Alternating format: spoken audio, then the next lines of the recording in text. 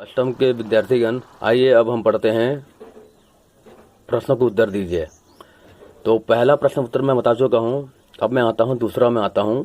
निर्जलीकरण क्या है, इसे दूर करने के उपाय क्या है। तो लंबे समय तक दस्त होते रहने से शरीर में जल की कमी हो जाती है। इस स्थिति को कहते हैं निर्जलीकरण या डिहाइड्रेशन कहते हैं। ठीक है। और इसे ORS का घोल पीकर दूर किया जा सकता है। ठीक।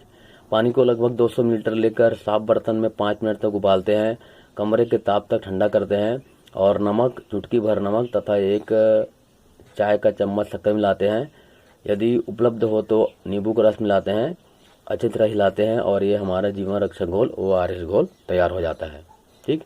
अगला प्रश्न है, यदि आपके घर के आसपास बहुत गड्ढे हैं, उसमें पानी भरा है तो मच्छर भी बहुत है, तब आपको कौन कौन से रोग हो सकते हैं। हाँ, यदि इसका उत्तर ये रहेगा, हमारे घर के पास यदि बहुत गड्ढे हैं, उसमें पानी भी भरा है, मच्छर भी बहुत है, तो हमको मलेरिया और फाइलेरिया रोग हो सकता है। अगला प्रश्न है, आपके साथी को पेट में ऐंठन मरोड़ के साथ पतले दस्त हो रहे हैं, तो आप बता सकते हैं कि उसे क्या और क्यों हुआ है। साथी के पेट में ऐंठन हो रहा है, मरोड़ हो रहा है, पतला दस्त हो रहा है, अतः यह अतिसार डायरिया का लक्षण है। उसे दूषित भोजन एवं जल ग्रहण करने के कारण हुआ है। उनको इन सबसे बचना चाहिए और दवाई लेना चाहिए, ORS घोल भी पीना चाहिए। किन्हीं 2 विषाणुजन्य रोगों के नाम तथा लक्षण लिखिए। तो 2 विषाणुजन्य रोग है। पहला है पोलियो के लक्षण है, पोलियो रोग है। पोलियो के लक्षण है जुकाम के साथ बुखार आना, उल्टियाँ होना, बुखार के साथ गर्दन अकड़ जाना, मांसपेशियाँ सिकुड़ जाना, कार्य करना बंद कर देना, और ये सब है। और कुछ समय बाद रोगी के पैरों की मांसपेशियां कमजोर हो जाती है और वह सही ढंग से खड़ा भी नहीं हो सकता है। ये है पोलियो के लक्षण। अब आता है छोटी के लक्षण। रोगी को हल्का माध्यम बुखार आता है, बेचैनी के साथ पीठ व जोड़ में दर्द रहता है। इस बीमारी के संक्रमण के सबसे अनुकूल समय दाने निकल जाते हैं, 2 दिन तक रहते हैं और 14 दिनों तक रहता है। ये इनके लक्षण है। इस बीमारी को तीव्रता तथा अवधि निकलने वाले दाने के ऊपर डिपेंड करता है। तीव्र स्थिति में शरीर में दानों से भर जाता है। दाने पहले गले पर निकलते हैं, बाद में ऊपर की तरफ चेहरे पर बढ़ते हैं, नीचे की ओर पैरों में फैलते हैं। दाने के निकलने के 4 से 7 दिन बाद दानों पर पपड़ी बनना शुरू हो जाता है। तो ये है छोटी माता के लक्षण। अब अगला प्रश्न है, मक्खियों द्वारा कौन कौन से रोग फैलते हैं।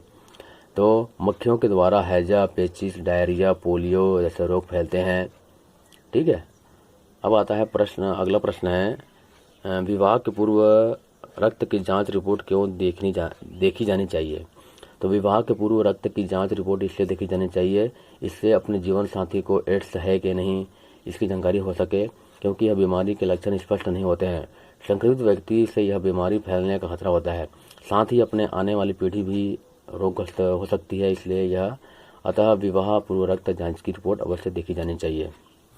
ठीक है। तो ये बहुत ज़रूरी चीज़ है। प्रश्न उत्तर हमने बता दिए हैं। इन प्रश्नों के उत्तर को आपको कॉपी में लिखना है और दिखाना है। ठीक है।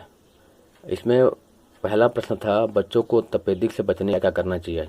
तो चलिए इसका उत्तर मैं पिछले वीडियो में बताया हूँ, अभी एक बार फिर से बता देता हूँ। बच्चों को तपेदिक से बचने के लिए निम्न उपाय करना चाहिए। पहला है, स्वच्छ व आरामदायक कमरा में को रहना चाहिए। रोगी द्वारा उपयोग की गई वस्तुओं को प्रयोग नहीं करना चाहिए। रोगी को खांसते व छींकते समय अपने मुंह पर कपड़ा या रुमाल या हाथ से जरूर ढकना चाहिए। घनी आबादी, अंधेरे, नमीयुक्त, धूल भरे वातावरण से दूर रहना चाहिए और कुपोषण से बचना चाहिए। रोगी का थूक लगवाएं। BCG का टीका आता है, इसको अवश्य लगवाना चाहिए। ठीक है। तो ये है बच्चों को तपेदिक से बचने के उपाय। ठीक। इसी प्रकार आपके पुस्तक